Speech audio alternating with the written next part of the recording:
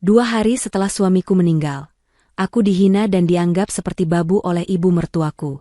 Bahkan adik iparku sendiri tega melempari wajahku dengan sayur busuk. Aku memilih pergi dari rumah itu, namun 3 hari kemudian inilah yang terjadi. Sebelum ceritanya dimulai, silahkan tulis di kolom komentar dari daerah mana saja teman-teman yang menonton cerita ini. Jangan lupa like dan subscribe agar channel ini bisa semakin berkembang dan bisa mempersembahkan cerita yang lebih menarik lagi. Tanah itu masih basah dan berwarna gelap pekat, seolah ikut berduka. Aroma bunga yang mulai layu bercampur dengan bau tanah basah menusuk tajam ke dalam rongga hidung Alfi. 2 hari telah berlalu sejak tubuh suaminya, Vino, disemayamkan di sini, namun bagi Alfi, waktu terasa berhenti berputar. Ia masih duduk di sana, di atas sebuah bangku kayu sederhana, menatap gundukan tanah yang kini menjadi rumah abadi bagi belahan jiwanya. Pandangannya kosong, menembus nisan kayu bertuliskan nama Vino. Di telinganya, suara riuh para pelayat sudah lama hilang, digantikan oleh desau angin sore yang meniup helai-helai rambutnya yang tergerai. Ia sendirian, benar-benar sendirian dalam dunianya yang kini runtuh. Ingatannya melayang kembali pada sosok Vino.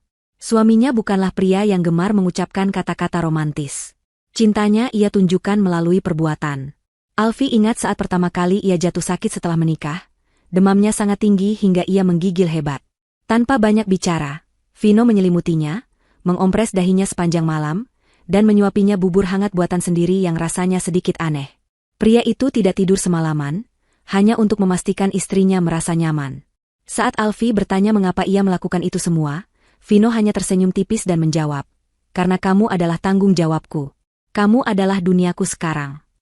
Kata-kata sederhana itu terpatri begitu dalam di hati Alfi, menjadi pondasi kekuatan bagi rumah tangga mereka. Vino adalah pelindungnya, jangkar dalam hidupnya. Kini, jangkar itu telah hilang, dan Alfi merasa terombang-ambing di lautan kesedihan yang tak bertepi. Sebuah dehaman kasar membuyarkan lamunannya. Alfi menoleh dan mendapati ibu mertuanya, Ibu Tini, berdiri dengan wajah masam. Di sebelahnya ada Nadine, adik iparnya, yang menatapnya dengan pandangan tak suka sambil melipat tangan di dada. Sejak Vino divonis sakit keras beberapa bulan lalu, sikap mereka perlahan berubah. Dulu, mereka masih bisa bersandiwara manis di depan Vino.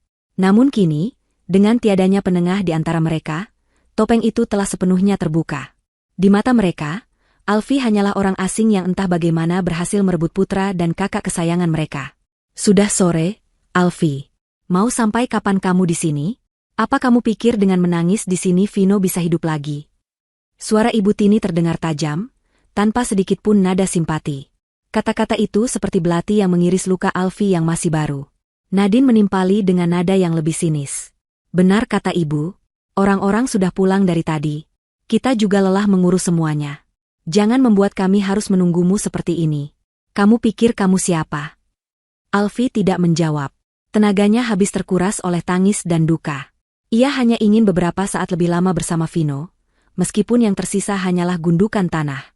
Ia menarik napas panjang, mencoba mengumpulkan sisa-sisa kekuatannya untuk berdiri. Kakinya terasa lemas, seolah jeli. Ia berpegangan pada bangku kayu untuk menopang tubuhnya. Dengan langkah gontai, ia berjalan mendekati pusara suaminya, mengelus nisan kayu itu untuk terakhir kalinya hari ini.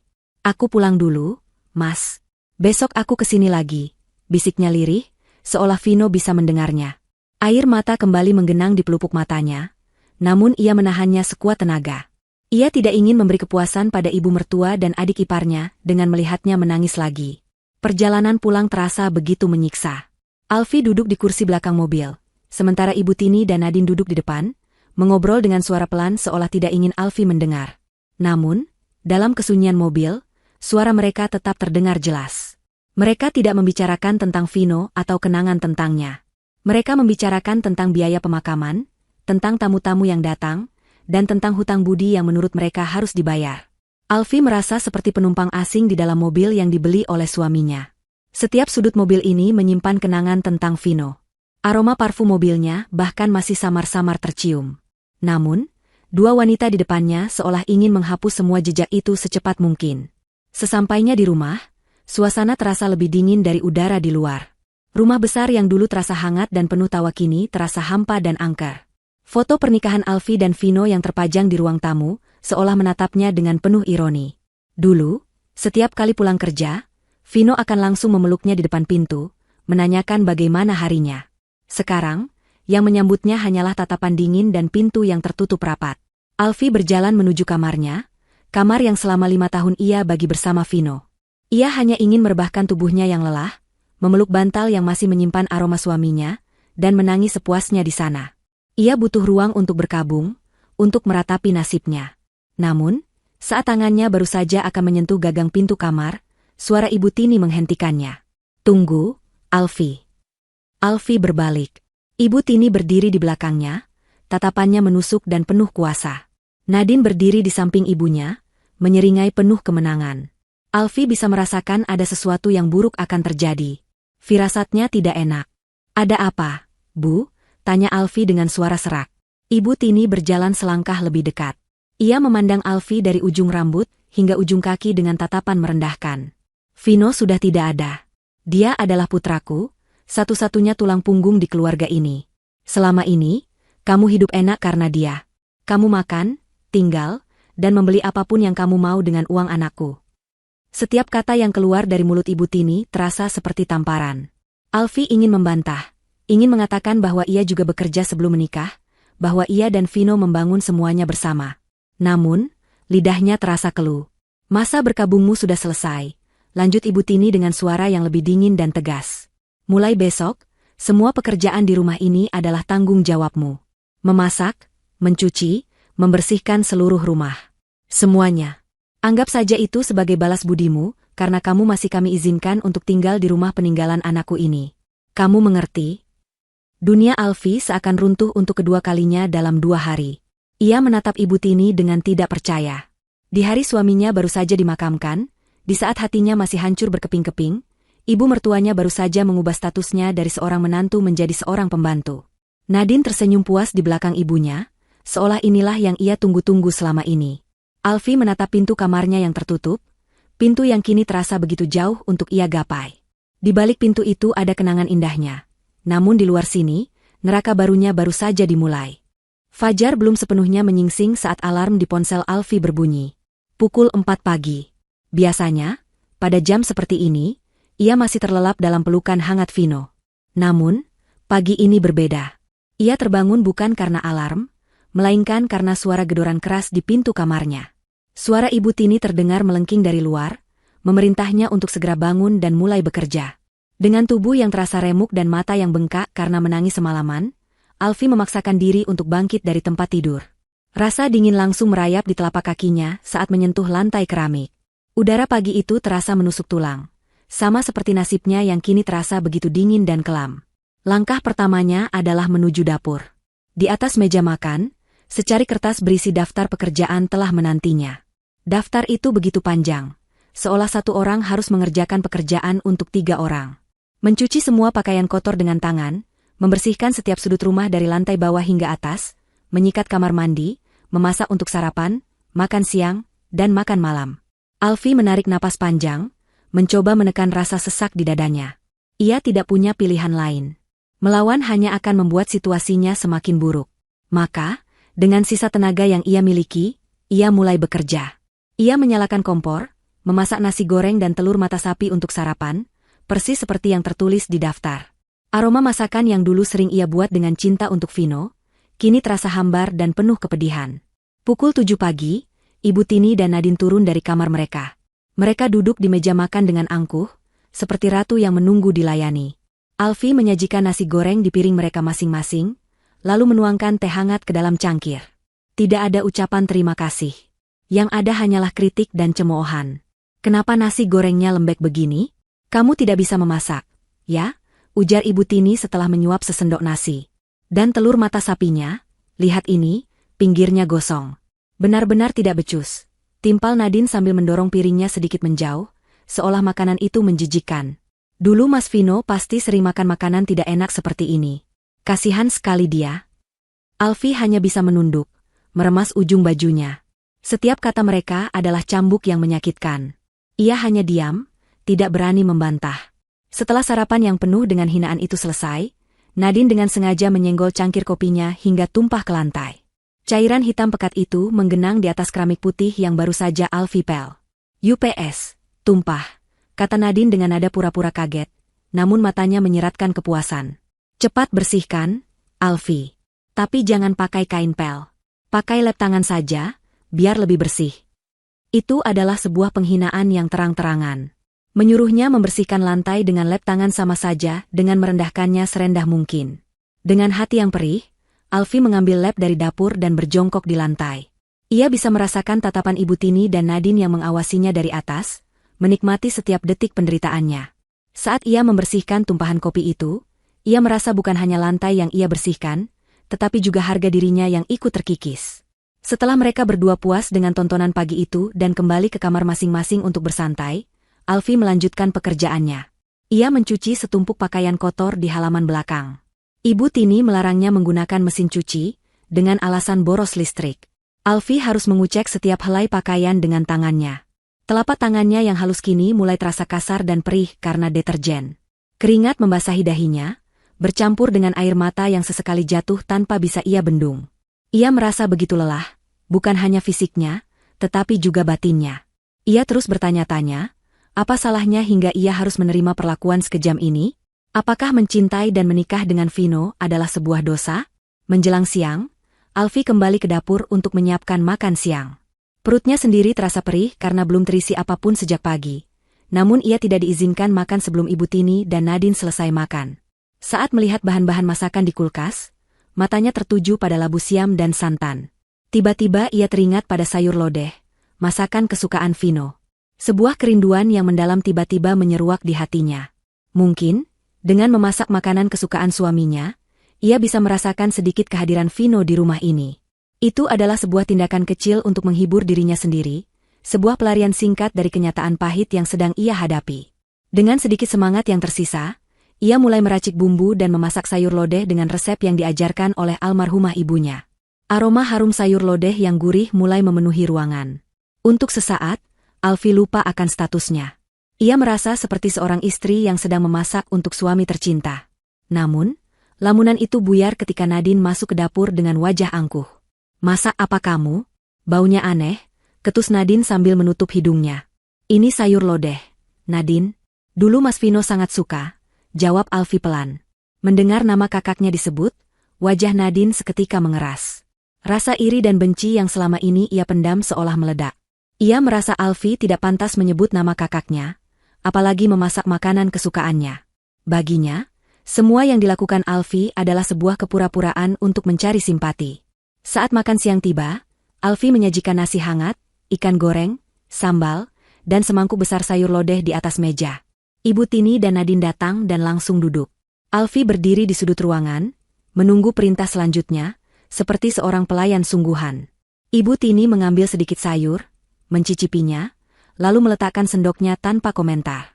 Namun, Nadine menatap mangkuk sayur itu dengan tatapan penuh kebencian. Ia mengambil sendok, mencicipi kuahnya dengan cara yang berlebihan, lalu berdecak dengan keras. Wajahnya menunjukkan ekspresi jijik yang dibuat-buat. Rasanya aneh. Dan lihat ini, labunya terlalu lembek.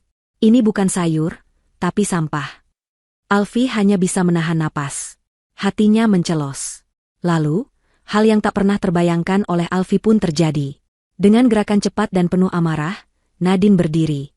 Ia meraih mangkuk sayur lodeh yang masih panas itu, berjalan mendekati Alfie, dan tanpa ragu, ia melemparkan seluruh isi mangkuk itu tepat ke wajah Alfie. "Sayur busuk ini tidak pantas dimakan manusia. Sama seperti kamu, pembawa sial," teriak Nadine, suaranya menggema di seluruh ruang makan. Alfie terdiam membeku. Rasa panas dari kuah santan menjalar di pipinya, namun rasa sakitnya tidak sebanding dengan rasa perih di hatinya. Nasi, potongan labu, dan kuah kuning yang kental menetes dari rambut dan wajahnya, mengotori bajunya. Aroma gurih yang tadi sempat memberinya sedikit penghiburan, kini berubah menjadi bau penghinaan yang memuakan. Ia bisa melihat Ibu Tini hanya diam di meja makan, tidak mencegah ataupun menegur perbuatan putrinya. Keheningan itu adalah bentuk persetujuan. Di tengah ruang makan yang megah itu, Alfie berdiri mematung, dilumuri oleh makanan kesukaan almarhum suaminya, dihina dengan cara yang paling keji. Pada saat itu, sesuatu di dalam dirinya benar-benar hancur. Batas kesabarannya telah tercapai. Alfie tidak bergerak. Ia hanya berdiri di tengah ruang makan, membiarkan sisa-sisa sayur lodeh menetes dari wajahnya ke lantai. Aroma gurih yang bercampur dengan bau anyir penghinaan terasa begitu pekat. Ia bisa mendengar Nadine tertawa kecil, sebuah tawa kemenangan yang begitu menyakitkan. Ibu Tini bangkit dari kursinya, berjalan melewatinya tanpa sepatah kata pun, seolah Alfie hanyalah patung kotor yang tidak layak dipandang. Tidak ada yang menanyakan apakah ia baik-baik saja. Tidak ada yang peduli. Keheningan yang mengikuti setelah mereka pergi terasa lebih menusuk daripada teriakan Nadine tadi. Di dalam keheningan itu, Alfie bisa mendengar suara hatinya yang retak, pecah berkeping-keping. Entah berapa lama ia berdiri mematung di sana. 10 menit, mungkin 20. Akhirnya, dengan gerakan seperti robot, ia melangkah. Bukan untuk membersihkan dirinya, tapi berjalan lurus menuju kamarnya. Ia sengaja membiarkan jejak kuah kuning di lantai, sebagai penanda bisu atas kekejaman yang baru saja ia terima. Ia menutup pintu kamarnya, menguncinya dari dalam, lalu bersandar di daun pintu. Tubuhnya luruh ke lantai. Disinilah tangisnya pecah. Bukan tangisan meraung-raung, melainkan isakan tanpa suara yang menggetarkan seluruh tubuhnya. Bahunya berguncang hebat, rasa sakit, amarah, dan keputusasaan bercampur menjadi satu. Ia menangisi nasibnya, menangisi kepergian Vino yang membuatnya tak berdaya, dan menangisi kebodohannya karena berpikir ia masih bisa bertahan di neraka ini. Setelah air matanya kering dan yang tersisa hanyalah rasa hampa, Alfie bangkit. Ia berjalan ke kamar mandi dan menatap pantulan dirinya di cermin. Seorang wanita dengan rambut dan wajah yang berantakan, dilumuri sisa makanan, dengan mata yang merah dan bengkak. Ini bukan dirinya. Vino tidak akan pernah mau melihatnya seperti ini. Suaminya selalu berkata bahwa Alfie adalah wanita terkuat yang pernah ia kenal. Kekuatan itu seolah hilang ditelan duka. Namun, melihat bayangannya yang menyedihkan di cermin, sebuah percikan api kecil mulai menyala di dalam dirinya. Cukup sudah. Ia tidak akan membiarkan mereka menginjak-injak harga dirinya lebih jauh lagi. Dengan gerakan mantap, ia menyalakan keran dan mulai membersihkan wajahnya. Air dingin yang membasuh kulitnya terasa menyegarkan, seolah ikut menghanyutkan sebagian dari rasa sakitnya. Ia menggosok wajah dan rambutnya hingga bersih, hingga tidak ada lagi sisa penghinaan yang menempel. Setiap gosokan terasa seperti sebuah janji pada dirinya sendiri. Ini adalah yang terakhir kalinya. Ia tidak akan pernah lagi membiarkan siapapun, termasuk keluarga suaminya, merendahkannya seperti ini. Selesai membersihkan diri, ia menatap cermin sekali lagi. Wajahnya masih pucat dan matanya bengkak. Tetapi ada sesuatu yang berbeda di sorot matanya. Ada sebuah ketetapan hati yang dingin dan keras. Malam itu, Alfie tidak bisa tidur. Ia hanya berbaring di tempat tidur, menatap langit-langit kamar yang gelap. Rencana itu terbentuk dengan sendirinya di dalam benaknya. Ia akan pergi. Ia tidak tahu akan kemana, dan ia tidak punya banyak uang. Tapi ia tahu ia tidak bisa tinggal di rumah ini satu malam pun lebih lama. Tinggal di sini sama saja dengan bunuh diri secara perlahan, membiarkan jiwa dan raganya mati sedikit demi sedikit setiap hari. Tepat pukul 2 dini hari, saat ia yakin seisi rumah telah terlelap, Alfie bangkit dari tempat tidurnya. Ia bergerak dalam senyap, nyaris tanpa suara. Ia membuka lemari pakaiannya, mengambil sebuah tas ransel kecil yang biasa ia pakai untuk bepergian bersama Vino. Ia tidak mengambil banyak barang. Hanya 3 setel pakaian, pakaian dalam, dan sebuah jaket tebal. Ia juga memasukkan seluruh isi dompetnya, yang hanya berisi beberapa lembar uang ratusan ribu dan beberapa receh. Ia melirik kotak perhiasannya, tetapi ia tidak menyentuhnya. Ia tidak akan membawa apapun yang bisa dianggap sebagai pemberian dari keluarga Vino. Ia akan pergi dengan apa yang ia miliki saja. Saat tangannya meraba-raba di laci nakas, ia menemukan benda itu. Sebuah kotak kayu kecil berukir sederhana.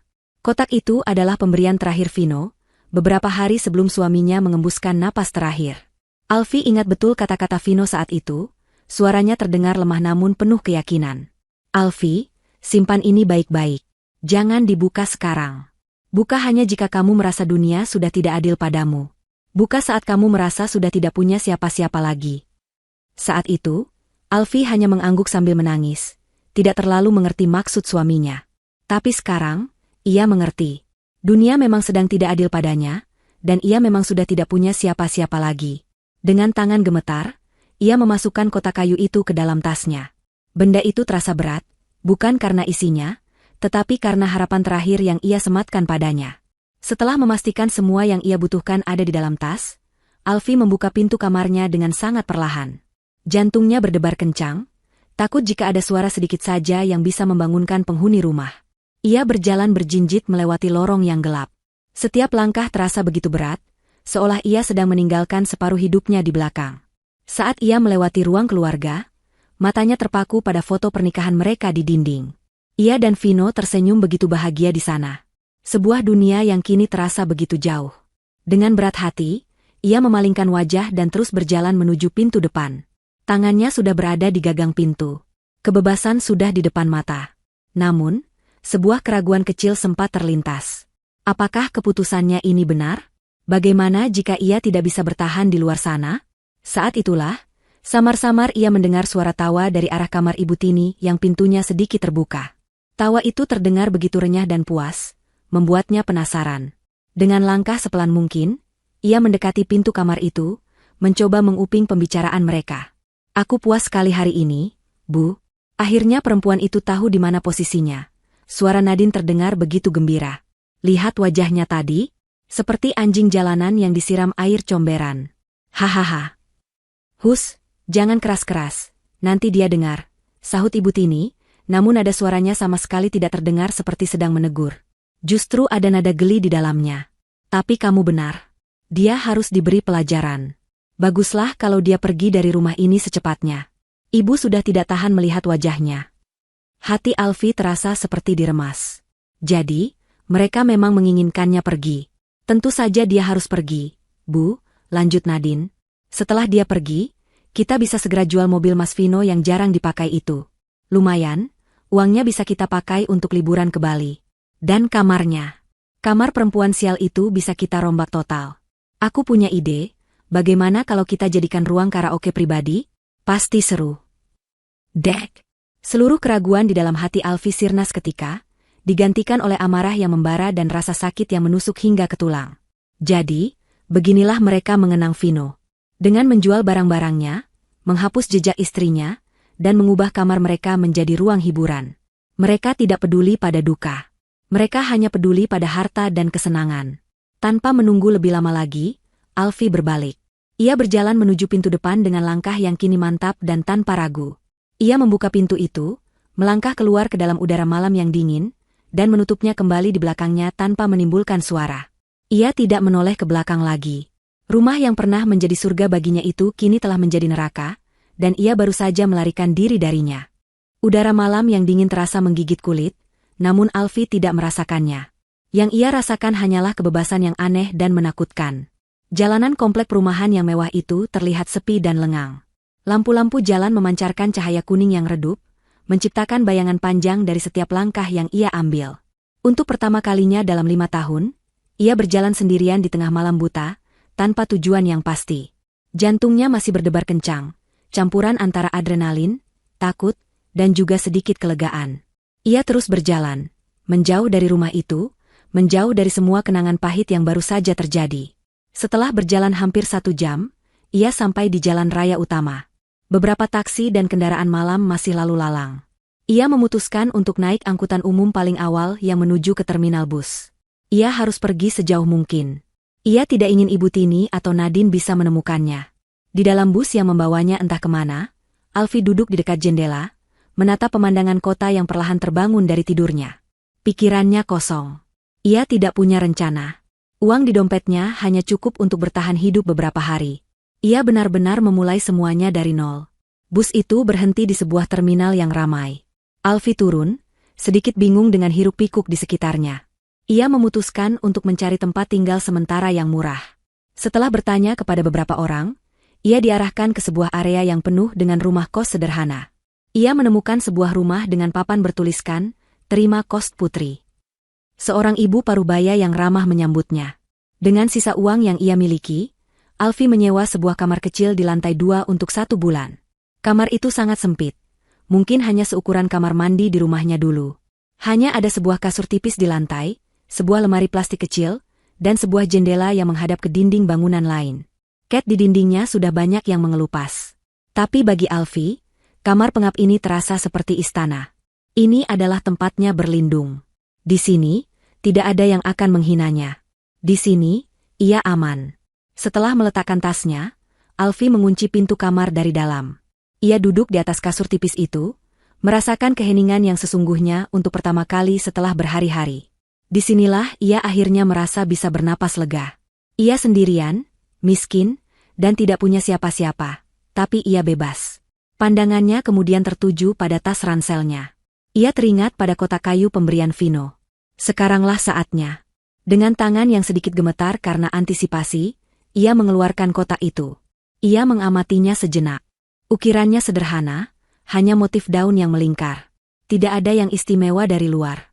Dengan hati-hati, ia membuka kait kecil di bagian depan kotak itu. Tutupnya terbuka dengan bunyi klik yang pelan. Alfie menahan napas saat melihat isinya. Di dalamnya tidak ada perhiasan, tidak ada tumpukan uang seperti yang mungkin ia harapkan dalam keputusaasaannya. Di atas lapisan kain bludru berwarna merah marun, tergeletak 3 benda. Sebuah kunci brankas yang terlihat berat dan kokoh, sebuah kartu nama berwarna putih gading dengan cetakan tinta emas, dan sepucuk surat yang dilipat rapi dengan namanya tertulis di bagian depan, "Untuk istriku tercinta, Alfie." Jantung Alfie berdetak lebih cepat. Ia mengabaikan kunci dan kartu nama itu untuk sesaat, tangannya langsung meraih surat itu. Surat terakhir dari suaminya. Ia membuka lipatannya dengan jemari yang gemetar. Tulisan tangan Vino yang rapi dan tegas menyambutnya. "Sayangku, Alfie. Jika kamu sedang membaca surat ini, itu artinya aku sudah tidak ada lagi di sisimu. Dan itu juga artinya, kamu sedang berada dalam situasi yang sangat sulit. Persis seperti yang aku takutkan. Maafkan aku, sayang. Maafkan aku karena harus meninggalkanmu sendirian untuk menghadapi semua ini. Aku tahu betul sifat ibu dan adikku, Nadine. Selama aku ada, mereka mungkin masih bisa menahan diri. Tapi tanpaku, aku tahu mereka akan menunjukkan sifat asli mereka kepadamu." Air mata mulai mengaburkan pandangan Alfie. Ia mengusapnya dengan punggung tangannya dan terus membaca. "Aku menulis surat ini bukan untuk membuatmu semakin sedih. Aku menulis ini untuk memberimu kekuatan. Aku mau kamu tahu, aku tidak pernah meninggalkanmu tanpa perlindungan. Aku mungkin sudah tiada, tapi cintaku dan caraku untuk melindungimu akan selalu ada. Selama setahun terakhir, saat aku tahu waktuku tidak banyak lagi, aku sudah mempersiapkan segalanya untukmu. Sayang, semua yang kau anggap milikku, rumah yang kita tinggali, mobil, bahkan perusahaan keluarga yang ayahku wariskan, sesungguhnya sudah bukan lagi milikku. Aku sudah memindahkan semuanya. Semuanya kini adalah milikmu seorang." Alfie membaca kalimat terakhir itu berulang kali. Ia tidak salah baca. Vino telah memberikan semuanya untuknya. Rasa kaget dan tidak percaya menjalari seluruh tubuhnya. "Aku tahu ibu dan Nadine akan sangat marah jika mereka tahu. Karena itu aku melakukannya diam-diam. Mereka tidak tahu apa-apa. Di mata hukum, kamulah pemilik tunggal yang sah atas semua aset itu. Mereka kini tinggal di rumahmu. Mereka hidup dari perusahaanmu. Aku melakukan ini bukan untuk membalas dendam, Alfie. Aku melakukan ini untuk memberimu pilihan dan kekuatan. Agar kamu tidak bisa ditindas. Agar kamu bisa menentukan jalan hidupmu sendiri. Di dalam kotak ini ada sebuah kunci. Kunci ini untuk membuka brankas di bank tempat semua dokumen asli dan surat-surat berharga kusimpan. Selain itu, ada kartu nama pengacaraku, Pak Budi Santoso. Dia adalah orang yang membantuku mengurus semuanya. Dia orang yang sangat baik dan bisa dipercaya. Temui dia. Tunjukkan surat ini padanya, dan dia akan menjelaskan segalanya dengan lebih rinci. Dia akan membantumu mengambil alih semua yang menjadi hakmu." Alfie berhenti membaca sejenak. Ia melirik kunci dan kartu nama di dalam kotak. Jadi, ini bukan mimpi. Ini semua nyata. Kekuatan, pilihan, semua yang telah direnggut darinya, kini dikembalikan oleh Vino. Bahkan setelah ia tiada. "Sayangku, jangan menangis lagi. Kamu adalah wanita yang kuat. Aku selalu percaya itu. Sekarang, angkat kepalamu. Jangan biarkan siapapun menginjak-injakmu. Ambil apa yang menjadi hakmu, dan hiduplah dengan bahagia. Itu adalah satu-satunya keinginanku. Aku akan selalu menjagamu dari sini. Percayalah padaku, sayang. Sekarang waktunya kamu menjadi ratu. Selalu mencintaimu, Vino." Surat itu terlepas dari genggaman Alfie. Tangisnya kembali pecah, namun kali ini bukan tangis keputusasaan. Ini adalah tangis haru, syukur, dan cinta yang meluap-luap untuk suaminya. Pria itu, bahkan dalam sakitnya, bahkan di ambang kematiannya, masih memikirkan dirinya, melindunginya dengan cara yang paling cerdas dan tak terduga. Rasa lelah dan putus asa yang tadi menyelimutinya kini menguap, digantikan oleh gelombang energi yang baru. Ia mengambil kunci brankas itu, terasa dingin dan berat di telapak tangannya. Lalu ia mengambil kartu nama itu, Budi Santoso, SH, MH, pengacara konsultan hukum. Alfi menatap Fajar yang mulai merekah di celah jendela kamarnya yang sempit. Ini adalah Fajar yang baru untuknya. Ia tidak lagi lari. Besok, ia akan menemui Pak Budi. Ia akan mengambil kembali semua yang menjadi miliknya. Permainan ini belum berakhir. Justru, baru saja akan dimulai. Tidur Alfi malam itu adalah tidur yang paling nyenyak dalam beberapa bulan terakhir. Meskipun ia hanya beralaskan kasur tipis dan ruangan yang sempit, tidak ada lagi mimpi buruk yang menghantuinya. Tidak ada lagi bayangan wajah suaminya yang kesakitan, tidak ada lagi gema hinaan Nadine di telinganya. Saat ia terbangun, cahaya matahari pagi sudah menyelinap masuk melalui celah jendela, menerangi partikel-partikel debu yang berterbangan di udara.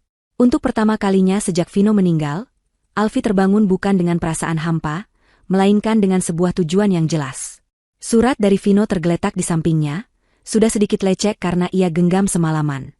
Surat itu adalah kompasnya, sumber kekuatannya. Ia bangkit, merapikan tempat tidurnya yang sederhana, lalu bersiap-siap. Ia mandi dengan cepat, menggunakan sabun murah yang tersedia di kamar mandi umum. Saat memilih pakaian, ia sengaja memilih setelan kemeja dan celana kain paling rapi yang ia bawa. Penampilannya mungkin sederhana, jauh dari kemewahan yang biasa ia kenakan, tetapi ia memastikan dirinya terlihat bersih dan pantas. Saat ia bercermin di cermin kecil yang retak di sudut kamar, ia tidak lagi melihat wanita yang kalah dan putus asa. Sorot matanya kini tajam, memancarkan determinasi yang dingin. Ia bukan lagi Alfi yang menangis. Hari ini, ia adalah utusan terakhir Vino. Ia adalah penegak wasiat suaminya. Setelah sarapan seadanya dengan sebungkus nasi kucing yang ia beli di warung depan kos, Alfi mengeluarkan kartu nama dari dalam kotak kayu. Budi Santoso, SH, MH. Di bawah nama itu tertera alamat sebuah gedung perkantoran megah di pusat kota. Alfi menelan ludah. Perasaannya sedikit gentar. Ia, dengan penampilannya yang sekarang, harus memasuki gedung semewah itu. Namun, ia segera menepis keraguannya. Ia menggenggam erat tali tas ranselnya, menarik napas dalam-dalam, dan melangkah keluar dari kamar kosnya menuju medan pertempuran pertamanya. Perjalanan menuju kantor pengacara itu terasa seperti perjalanan ke dunia lain. Dari lingkungan pada penduduk dengan ganggang sempit, ia kini berdiri di depan sebuah gedung pencakar langit yang menjulang tinggi, dengan dinding kaca yang memantulkan awan. Lobi gedung itu begitu luas dan berkilauan, lantainya terbuat dari marmer yang bisa membuatnya bercermin. Orang-orang yang berlalu lalang mengenakan setelan mahal dan sepatu mengkilap. Untuk sesaat, Alfi merasa kecil dan tidak pada tempatnya. Ia hampir berbalik, namun ia teringat kembali pada baris terakhir surat Vino. Sekarang waktunya kamu menjadi ratu. Ia mengangkat dagunya, berjalan dengan langkah mantap menuju meja resepsionis, dan menyebutkan tujuannya untuk bertemu dengan Bapak Budi Santoso. Sang resepsionis, setelah melihat penampilannya yang sederhana, sempat menunjukkan ekspresi ragu, tetapi setelah Alfi menyebutkan bahwa pertemuannya adalah perihal wasiat dari almarhum Vino, sikap resepsionis itu langsung berubah menjadi sangat hormat. Kantor firma hukum Budi Santoso Rekan menempati satu lantai penuh di gedung itu. Pemandangannya begitu mewah, dengan perabotan kayu gelap dan sofa kulit yang nyaman. Seorang sekretaris yang ramah mempersilakan Alfi duduk dan menawarinya minum, sebelum kemudian mengantarnya ke sebuah ruangan besar di sudut. Di balik meja kayu jati yang besar, seorang pria berusia sekitar 50-an, dengan rambut yang sudah memutih di beberapa bagian dan kacamata yang bertengger di hidungnya, bangkit berdiri menyambutnya. Pria itu adalah Budi Santoso. Ia memiliki aura yang tenang dan berwibawa, tatapan matanya tajam namun meneduhkan. Ibu Alfi, silakan duduk. Saya turut berduka cita atas meninggalnya Bapak Vino, ujar Pak Budi dengan suara yang dalam dan penuh simpati. Sikapnya begitu tulus, membuat Alfi merasa sedikit lebih tenang. Terima kasih, Pak, jawab Alfi sambil duduk di kursi yang ditawarkan. Bapak Vino sudah memberitahu saya, bahwa suatu saat Ibu akan datang.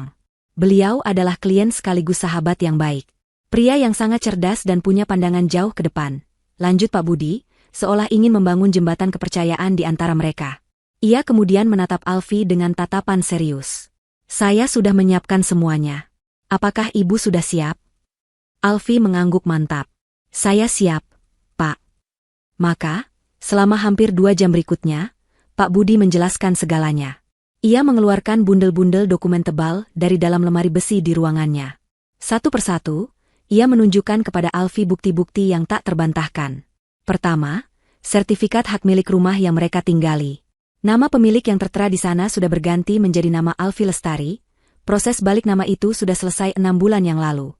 Kedua, surat bukti kepemilikan kendaraan, BPKB, untuk 2 mobil mewah mereka, juga sudah sepenuhnya atas nama Alfie. Ketiga, dan ini yang paling mengejutkan, adalah dokumen kepemilikan saham perusahaan. Vino, sebagai pewaris tunggal, memiliki 70% saham di perusahaan keluarganya. Dan seluruh 70% saham itu kini telah dialihkan kepada Alfie melalui sebuah akta hibah wasiat yang sah secara hukum. Sisanya, 30% saham, dimiliki oleh beberapa investor kecil yang merupakan teman-teman lama ayah Vino. Ini berarti, Ibu Tini dan Nadine sama sekali tidak memiliki hak suara maupun kepemilikan di perusahaan itu. Alfie menatap tumpukan dokumen di atas meja dengan napas tertahan. Ia tahu Vino akan melindunginya, tetapi ia tidak pernah menyangka sejauh ini. Skala dari warisan ini jauh melampaui apapun yang pernah ia bayangkan. Dan ini yang terakhir, Bu, kata Pak Budi sambil menyodorkan sebuah buku tabungan dan laporan rekening dari sebuah bank premium. Bapak Vino juga membuka rekening atas nama ibu dan secara berkala memindahkan hampir seluruh tabungan pribadinya ke sana. Beliau hanya menyisakan sedikit di rekening lamanya untuk biaya pengobatan. Jumlahnya. Pak Budi berhenti sejenak, membiarkan Alfie melihat sendiri deretan angka 0 di laporan itu. Jumlahnya miliaran. Cukup untuk Alfie hidup mewah 7 turunan tanpa harus bekerja. Air mata akhirnya jatuh membasahi pipi Alfie. Ini bukan lagi tangisan duka, melainkan tangisan haru yang begitu mendalam. Ia akhirnya mengerti. Vino tidak hanya memberinya harta. Ia memberinya kemerdekaan. Ia memberinya senjata untuk melawan. Ia memberinya kekuasaan. Kekuasaan untuk tidak lagi menjadi korban. Jadi, apa artinya semua ini, Pak? Secara hukum? Tanya Alfie setelah berhasil menguasai emosinya. Pak Budi menatapnya dengan tatapan tajam seorang pengacara. Artinya sangat jelas, Bu Alfie. Rumah yang saat ini ditempati oleh ibu mertua dan adik ipar Anda adalah milik Anda. Secara hukum, mereka tinggal di sana tanpa izin Anda. Perusahaan yang selama ini menjadi sumber kekayaan mereka, kini sepenuhnya berada di bawah kendali Anda. Anda adalah pemegang saham mayoritas. Anda punya hak penuh untuk mengadakan rapat umum pemegang saham, merombak jajaran direksi, bahkan memberhentikan karyawan manapun yang Anda inginkan, termasuk Nadine, jika jabatannya di sana memang ada. Uang yang mungkin mereka gunakan saat ini dari rekening perusahaan adalah bentuk penyalahgunaan wewenang yang bisa dituntut secara pidana. Penjelasan itu begitu lugas dan telak. Alfie merasa sebuah kekuatan besar baru saja disuntikkan ke dalam dirinya. Ia bukan lagi menantu yang menumpang, ia adalah pemilik segalanya. Ia bukan lagi perempuan lemah yang bisa dilempari sayur busuk, ia adalah seorang ratu yang memegang kendali penuh atas kerajaannya. Pak Budi kemudian menyandarkan punggungnya ke kursi, memberikan Alfie waktu untuk mencerna semua informasi itu. Setelah beberapa saat hening, ia bertanya dengan nada yang netral namun penuh arti. Jadi, apa langkah pertama yang ingin Anda ambil, Ibu Alfie? Semua keputusan ada di tangan Anda sekarang. Apakah kita akan mengirimkan surat peringatan? Atau langsung mengambil langkah hukum? Apakah kita akan mengadakan RUPS secepatnya? Atau mungkin, kita akan mengirimkan surat pengosongan rumah hari ini? Pertanyaan itu menggantung di udara. Pilihan-pilihan itu terbentang di depan Alfie, seperti bidak-bidak catur di atas papan permainan. Ia menatap keluar jendela, melihat gedung-gedung tinggi yang seolah sedang menunduk padanya. Ia teringat wajah Nadine yang penuh kemenangan saat melemparkan sayur ke wajahnya. Ia teringat tawa mereka di tengah malam, saat merencanakan untuk menjual mobil suaminya, dan mengubah kamarnya menjadi ruang karaoke. Amarah yang dingin dan terkendali kini membakar hatinya. Tidak ada lagi keraguan. Ia tahu persis apa yang harus ia lakukan. Ia menoleh kembali ke arah Pak Budi. Matanya yang tadi basah oleh air mata kini memancarkan kilatan baja. Kita akan mulai dengan perusahaan, Pak, katanya dengan suara yang tenang, namun setiap katanya mengandung bobot yang luar biasa. Tolong siapkan surat panggilan rapat umum pemegang saham luar biasa secepatnya. Agenda utamanya adalah pengangkatan direksi baru dan audit investigasi menyeluruh atas keuangan perusahaan selama 2 tahun terakhir. Kirimkan surat itu ke alamat rumah. Biarkan mereka menerimanya sendiri. 2 hari setelah Alfie kabur dari rumah, suasana di kediaman megah itu terasa begitu berbeda. Bagi Ibu Tini dan Nadine, kepergian Alfie adalah sebuah kemenangan. Udara di dalam rumah terasa lebih ringan, seolah beban berat yang selama ini menekan mereka telah terangkat. Mereka merayakan kebebasan mereka dengan bermalas-malasan. Tidak ada lagi yang harus mereka perintahkan, tidak ada lagi wajah sedih yang membuat mereka merasa tidak nyaman. Mereka bisa melakukan apapun yang mereka mau. Pagi itu, Nadine bangun siang. Ia turun ke dapur dengan harapan menemukan sarapan sudah tersedia, lalu ia teringat bahwa pembantunya sudah tidak ada.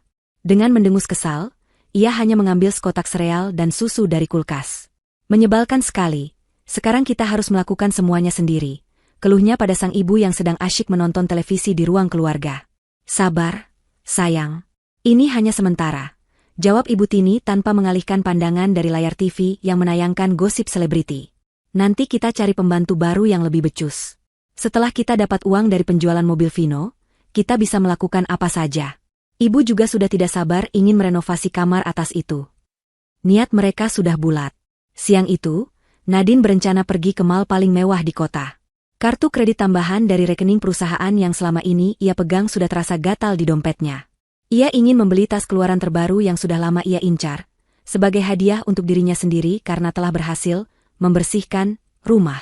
Ia berdandan dengan pakaian terbaiknya, menyemprotkan parfum mahal ke seluruh tubuhnya, dan pergi dengan penuh percaya diri. Namun, pesta kecilnya harus berakhir bahkan sebelum dimulai. Saat di kasir butik ternama itu, setelah memilih tas seharga puluhan juta, kejadian memalukan itu terjadi. Kartu kreditnya ditolak. Maaf, Ibu. Ditolak, kata kasir itu dengan sopan. Nadine mengerutkan kening. Coba lagi. Pasti mesinnya rusak. Hardiknya. Kasir itu mencoba lagi. Sekali, 2 kali, 3 kali. Hasilnya tetap sama. Wajah Nadine memerah karena malu dan marah. Orang-orang di antrean belakang mulai berbisik-bisik. Dengan kesal, ia membanting kartu itu ke meja dan pergi dari butik tanpa tas impiannya.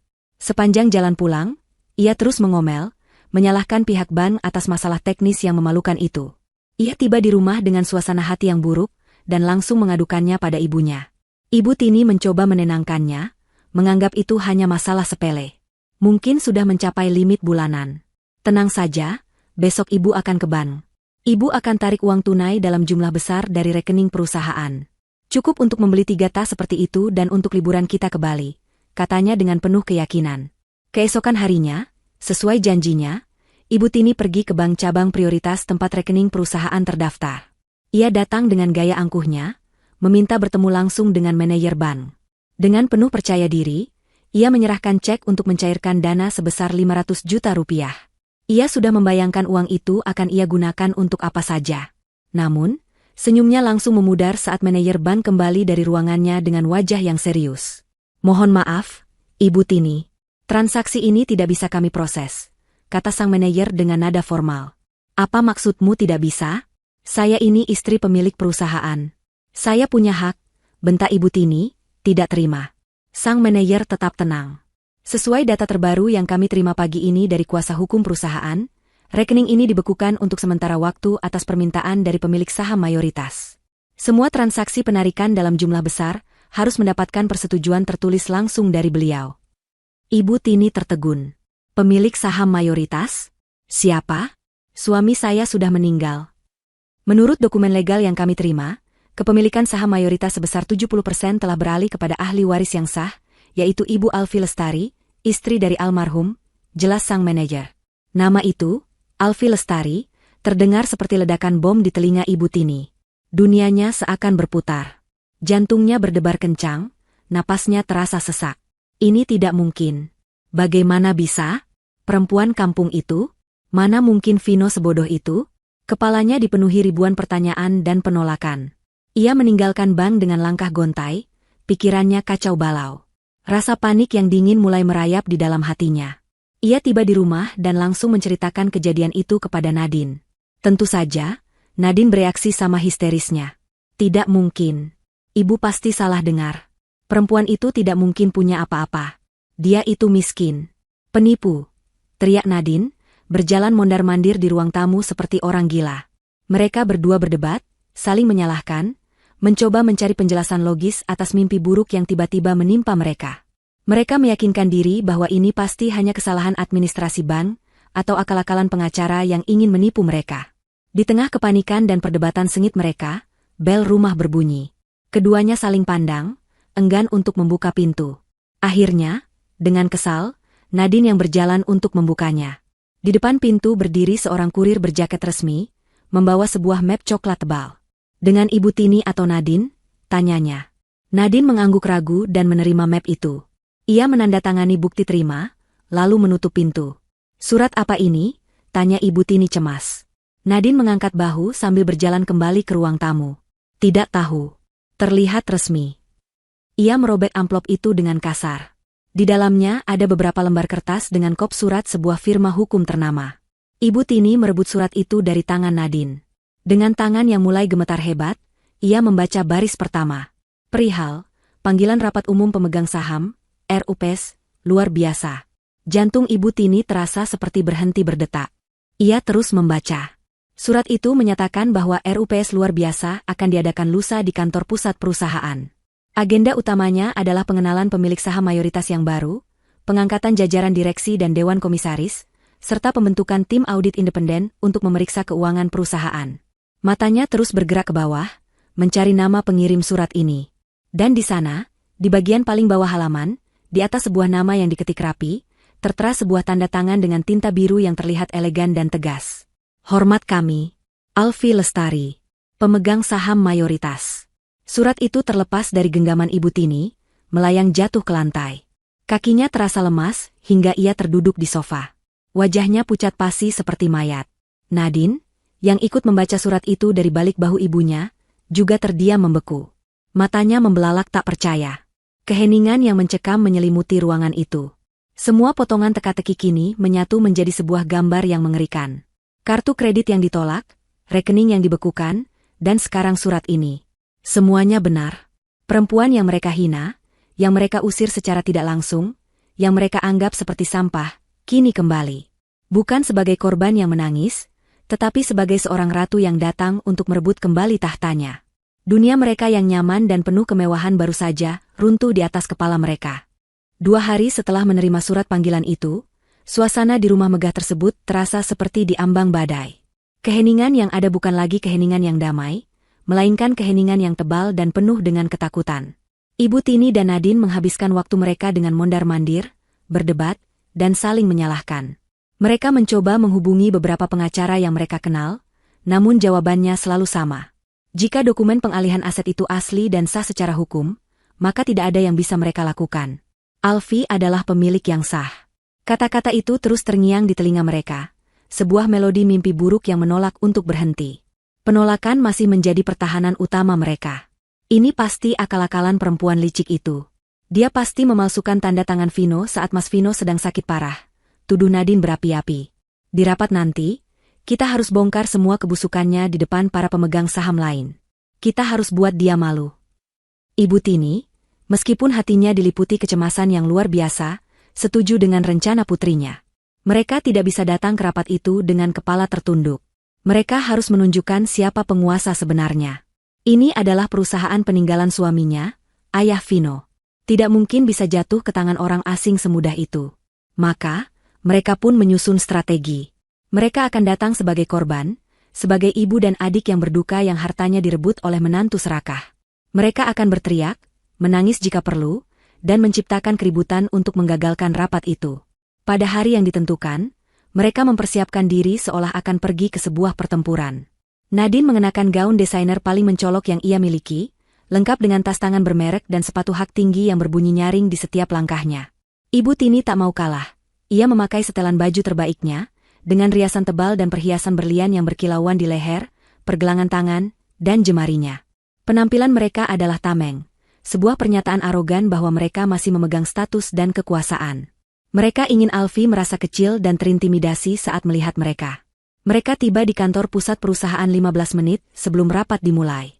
Semua karyawan yang berpapasan dengan mereka menunduk hormat seperti biasa, namun Ibu Tini bisa merasakan ada yang berbeda.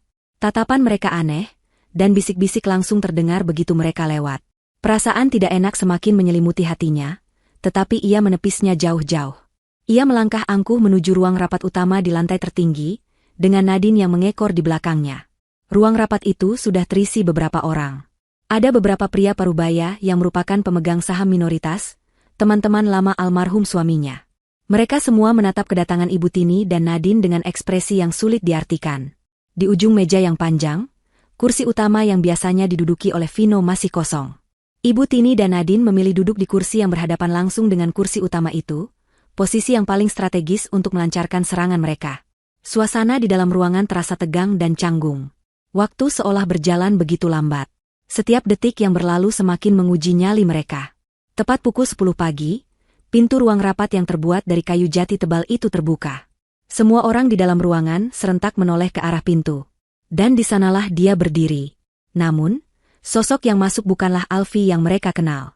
Bukan Alfie yang lusuh dengan mata bengkak dan baju kotor karena sisa sayuran. Bukan juga Alfie yang menangis terseduh-seduh di pemakaman dengan bahu yang terkulai pasrah. Wanita yang berdiri di ambang pintu itu adalah orang yang sama sekali berbeda. Alfie mengenakan setelan blazer berwarna biru navy yang pas di badan, dipadukan dengan kemeja sutra putih dan celana kain berpotongan lurus yang membuatnya terlihat jenjang dan profesional.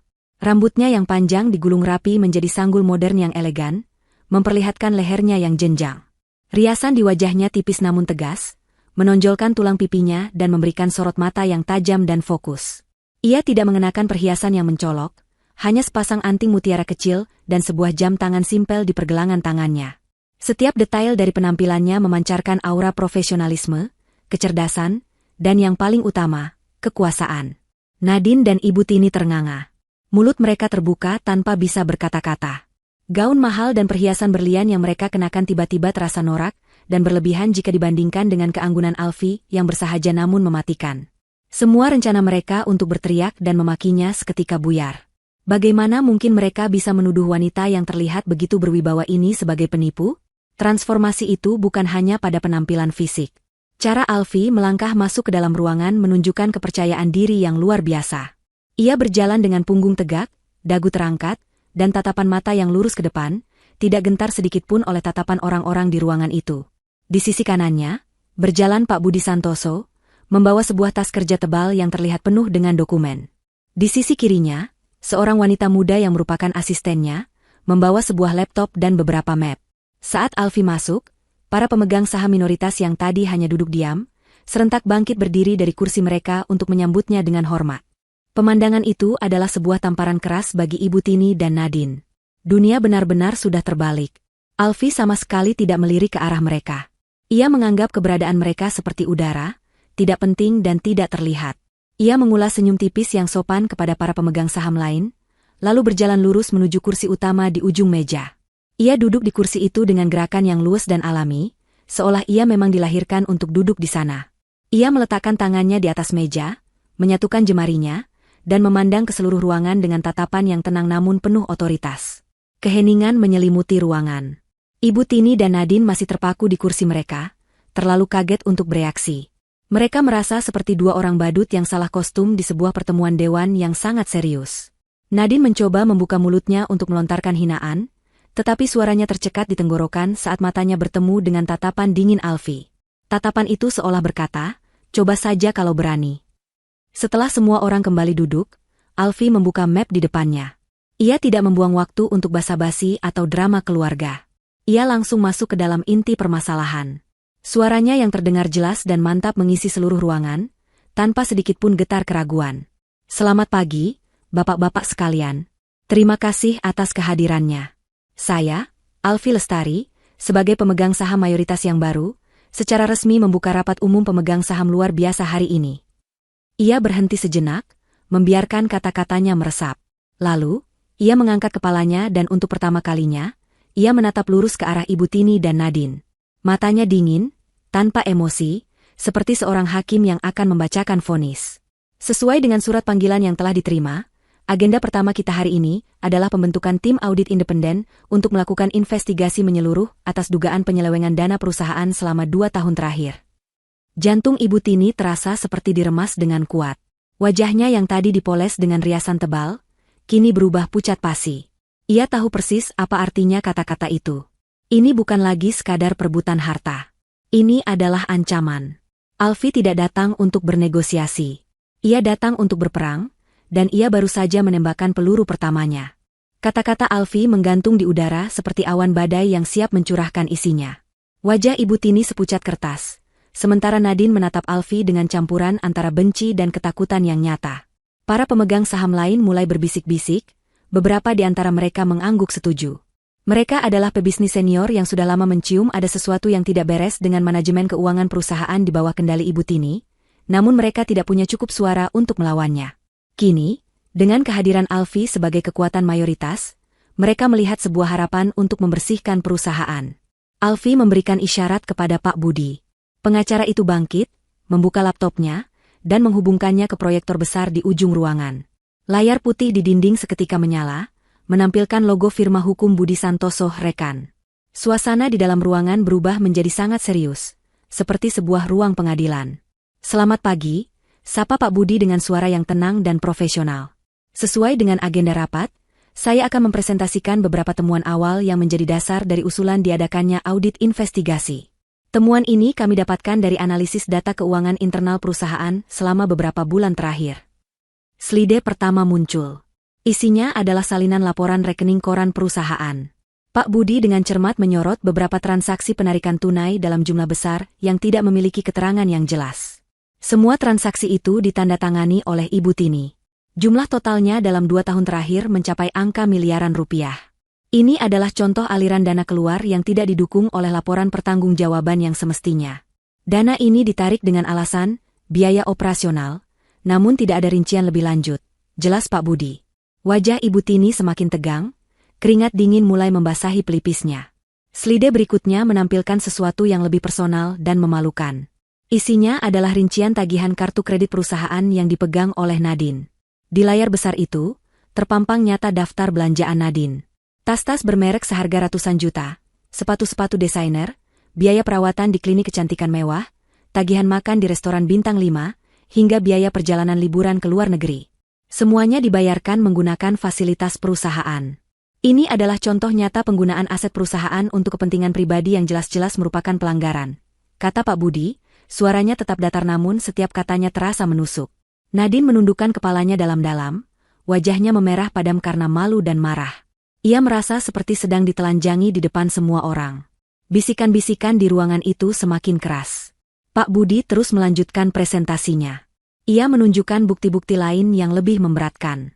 Ada faktur-faktur fiktif dari pemasok yang tidak terdaftar, laporan biaya perjalanan dinas yang digelembungkan, hingga pembayaran gaji untuk beberapa karyawan, hantu, yang namanya ada di daftar tapi wujudnya tidak pernah ada di kantor. Semua bukti itu mengarah pada satu kesimpulan. Ibu Tini dan Nadine telah secara sistematis menggerogoti keuangan perusahaan selama bertahun-tahun. "Cukup. Ini semua fitnah," teriak Ibu Tini, tidak tahan lagi. Ia bangkit berdiri, menunjuk-nunjuk ke arah layar. "Semua pengeluaran itu sudah atas sepengetahuan putra saya, Vino. Kalian tidak punya hak mempertanyakannya." Alfie, yang sedari tadi hanya dia mengamati, akhirnya angkat bicara. Suaranya tidak meninggi, tetap tenang, namun mengandung kekuasaan yang tak terbantahkan. "Ibu Tini, mohon duduk. Jika ibu merasa ini fitnah, ibu akan punya banyak kesempatan untuk membuktikannya di depan tim audit, dan mungkin juga di depan pihak berwajib. Mohon jangan mengganggu jalannya rapat." Ancaman halus dalam kata-kata Alfie membuat nyali Ibu Tini ciut. Ia kembali duduk di kursinya dengan tubuh gemetar.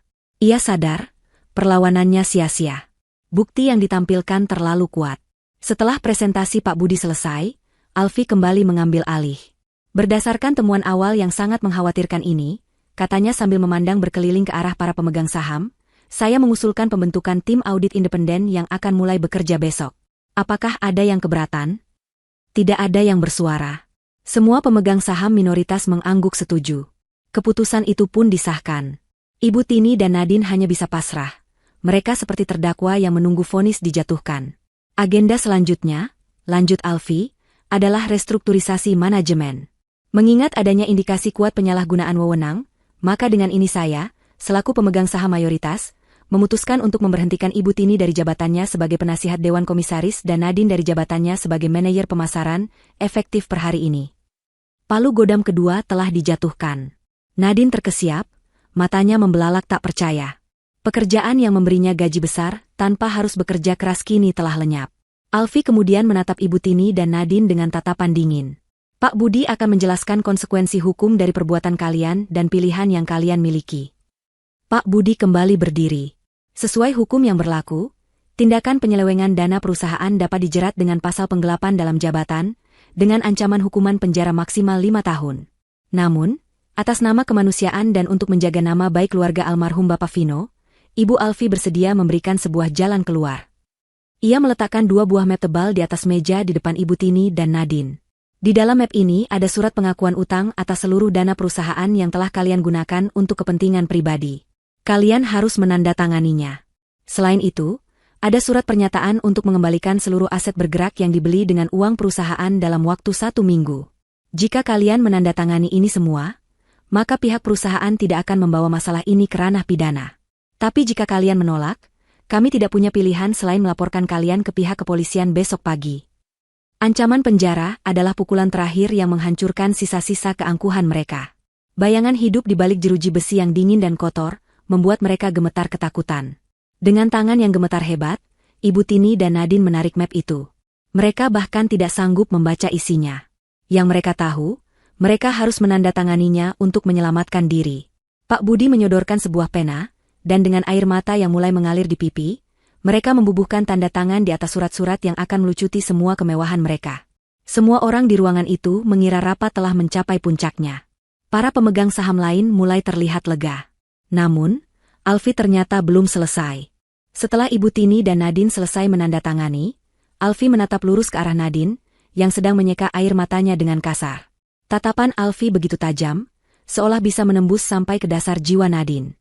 "Oh ya, ada satu hal lagi," kata Alfie dengan suara pelan yang membuat semua orang di ruangan itu kembali hening. "Meskipun kamu sudah diberhentikan dari jabatan manajer," lanjut Alfie, nadanya terdengar biasa saja, seolah sedang membicarakan hal sepele. "Saya melihat di data kepegawaian bahwa kamu masih terikat kontrak kerja dengan perusahaan ini selama 6 bulan ke depan. Memutuskan kontrak secara sepihak akan merugikan perusahaan." Nadine menatapnya dengan bingung, tidak mengerti kemana arah pembicaraan ini. Alfie tersenyum tipis, sebuah senyuman yang sama sekali tidak terlihat ramah. "Mengenai jabatanmu sebagai manajer pemasaran, saya setuju. Sepertinya memang tidak cocok. Tapi perusahaan sedang membutuhkan tenaga di bagian lain. Mulai besok, kamu saya pindahkan ke bagian kebersihan dan pengelolaan pantry kantor." Nadine membeku. "Kebersihan pantry?"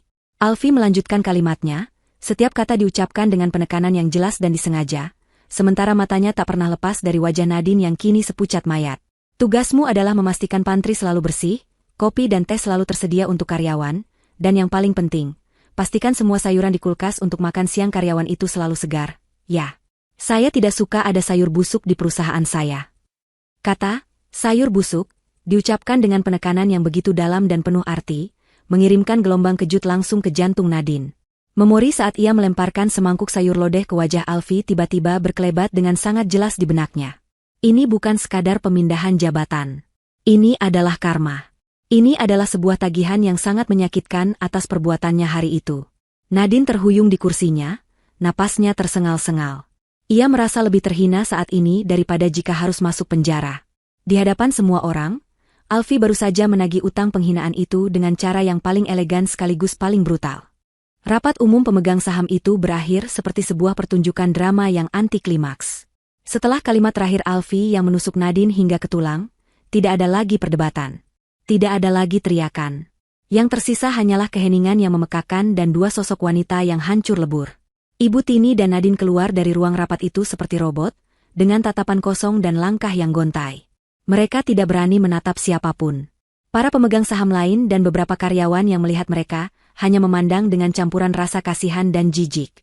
Reputasi mereka, keangkuhan mereka, semuanya telah luruh dan terinjak-injak di lantai ruang rapat itu. Perjalanan pulang terasa 100 kali lebih menyiksa daripada saat berangkat. Tidak ada lagi strategi perlawanan yang mereka diskusikan. Mobil yang dikemudikan oleh sopir perusahaan terasa begitu dingin dan asing. Ibu Tini hanya menatap kosong keluar jendela, air matanya mengalir tanpa suara, membasahi riasannya yang mahal. Sementara Nadine duduk di sebelahnya, tubuhnya gemetar menahan isak tangis yang tertahan. Kata-kata Alfie tentang pekerjaan barunya di pantry terus terngiang di kepalanya seperti kaset rusak. Bayangan dirinya harus membersihkan sisa kopi dan teh karyawan lain membuatnya mual.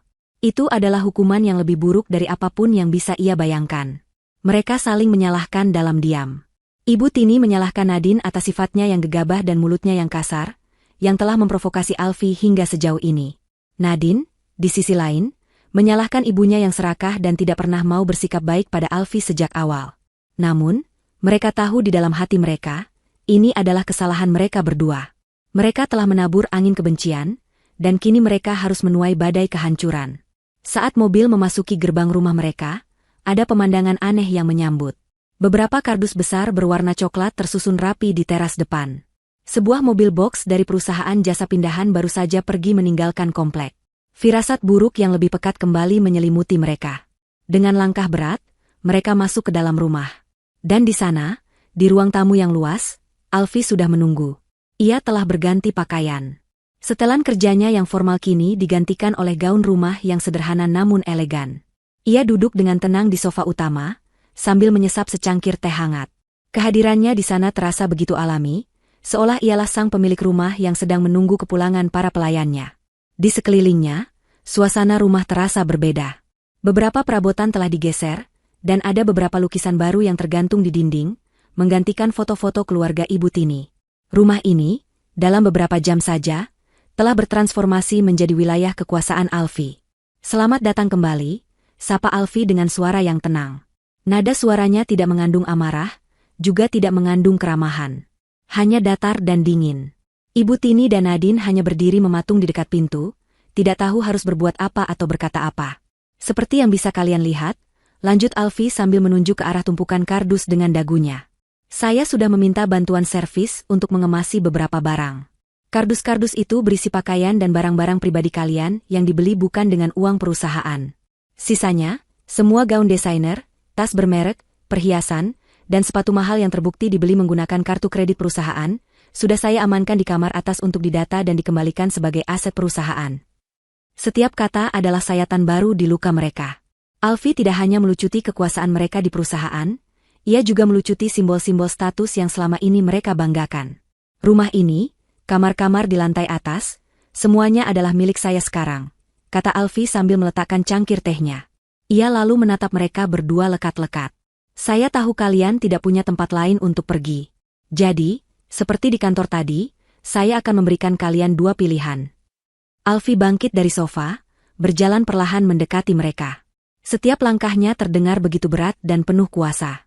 Pilihan pertama, kalian bisa mengambil kardus-kardus itu dan pergi dari rumah ini sekarang juga. Cari tempat tinggal kalian sendiri. Saya tidak akan peduli kalian akan tinggal di mana atau makan apa.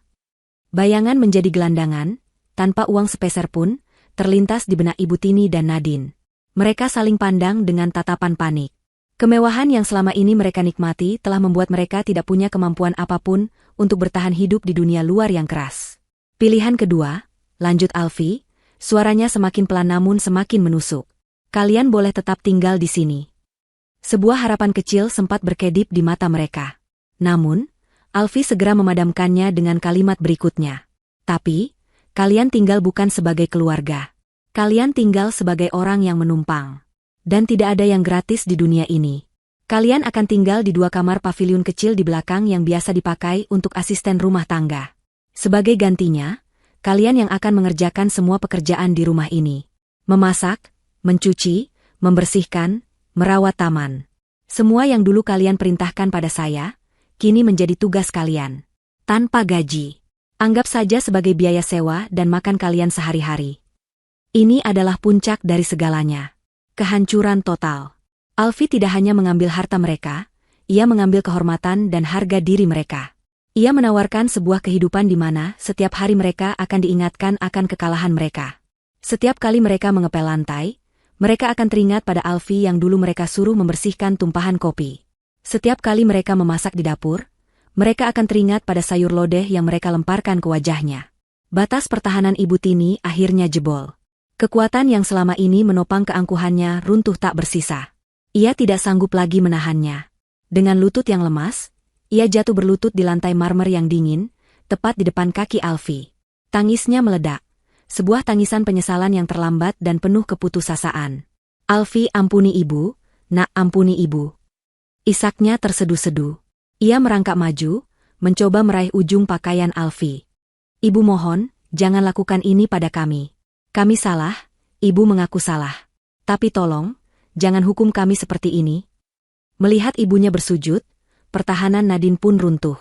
Semua kebencian dan keangkuhannya menguap, digantikan oleh teror yang luar biasa. Ia ikut menjatuhkan dirinya ke lantai, bersujud di samping ibunya.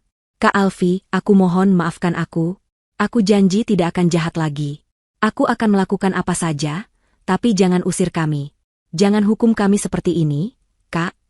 Rintihnya, air mata dan ingus membasahi wajahnya yang sembab. Dua wanita yang beberapa hari lalu menatapnya dengan penuh hinaan, kini bersujud di bawah kakinya. Mereka menangis, memohon, mencium debu di lantai tempatnya berpijak. Sebuah pemandangan yang seharusnya memberikan kepuasan. Namun Alfi hanya merasakan kehampaan yang dingin. Ia menatap turun pada mereka, wajahnya tetap tenang dan tanpa ekspresi.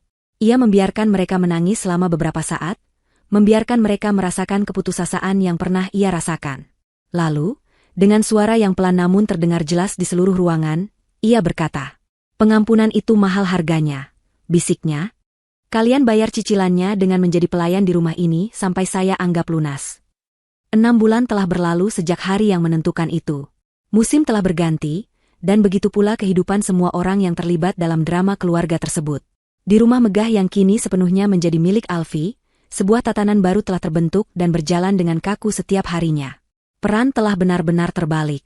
Karma tidak datang sebagai petir yang menyambar sesaat, melainkan sebagai gerimis abadi yang membasahi dan mendinginkan jiwa hingga ke tulang. Pagi hari di rumah itu kini selalu dimulai dengan suara kesibukan dari arah dapur dan paviliun belakang. Ibu Tini, wanita yang dulu hanya bangun untuk sarapan yang telah tersaji, kini harus bangun sebelum fajar.